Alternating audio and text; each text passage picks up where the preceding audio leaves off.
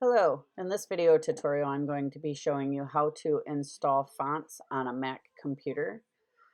First you need to go to a website where you can download fonts. I chose to go to fontsquirrel.com and you can scroll through and choose the font that you like. You click on download TTF. Once it downloads, you go up here into the right hand corner and click your download arrow.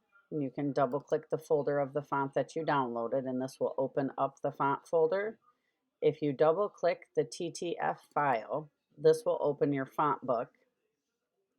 You can click install font. Once it installs in this area here, it will show up with an example of the font.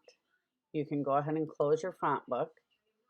Then if you go into a graphics program such as Adobe Illustrator, you can go into your font selection to see if that font is there that you just downloaded. Okay, mine did show up. Sometimes if it's not in the list, it's because your program was open when you installed the font. So if you close Illustrator and reopen it, your font should be there.